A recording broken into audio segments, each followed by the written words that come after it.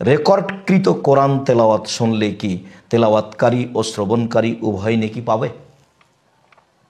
আমরা সবাই এখন রেকর্ডকৃত কোরআন মাজিদই শুনছি, মেশিনের মাধ্যমে তেলাওয়াত হচ্ছে।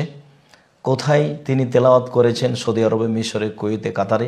আমরা বাড়িতে বসে বসে সে তেলাওয়াত শুনছি। তাহলে আমরা কি নেকি পাবো? এবং তেলাওয়াতকারী কি এতে নেকি পাবে যতবার সেটা পড়া হচ্ছে?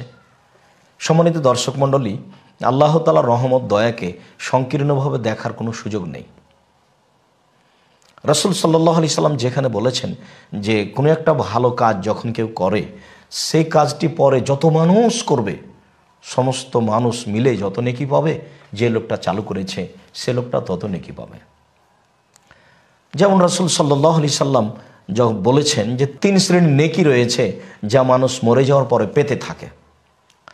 তার এক ধরনের নেকি হচ্ছে যে বিদ্যা রেখে গেল, এমন বিদ্যা অর্জন করলো যেটা আবার অন্যের সামনে পেশ করলো। সে যতদিন পর্যন্ত এটা ব্যবহার করতে থাকবে, পড়তে থাকবে, আরেকজনকে শেখাতে থাকবে, ততদিন পর্যন্ত ওই ব্যক্তি নেকি পেতে থাকবে।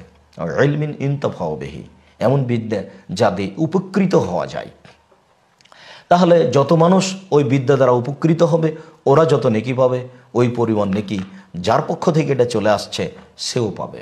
সম্মানিত দর্শক মণ্ডলী, এতে আমরা বুঝতে পারি যে অবশ্যই রেকর্ডকৃত কোরআন মাজিদ পড়লে যিনি পড়েছেন সর্বপ্রথম তিনি নেকি পাবেন যতবার তা শোনার উদ্দেশ্যে তেলাওয়াত করা হবে। সাথে সাথে যারা শুনছেন তারাও নেকি পাবে। আল্লাহ তাআলা বলছেন, ওয়াইদা কুরিয়াল কোরআনু ফাসতামিউ লাহু ওয়া আনসিতু লাআল্লাকুম তুরহামুন। যখন তোমাদের সামনে কোরআন তেলাওয়াত করা হয় তখন তোমরা তা মনোযোগ সহকারে শোনো।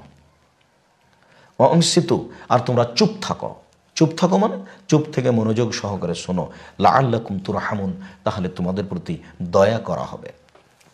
সম্মানিত দর্শক মণ্ডলী, অত্র সূরা আরাফের 204 নম্বর আয়াতে আল্লাহ তাআলা বললেন যে তোমরা কোরআন মাজিদ মনোযোগ সহকারে শোনো, তাহলে তোমাদের প্রতি দয়া করা হবে।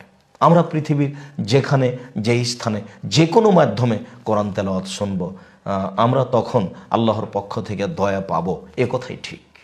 মাধ্যম যেটাই হোক, যেহেতু রাসূল সাল্লাল্লাহু আলাইহি সাল্লাম শোনার কথা বললেন এবং মনোযোগ দিয়ে শোনার কথা বললেন, মাধ্যম কি তা উল্লেখ করলেন না।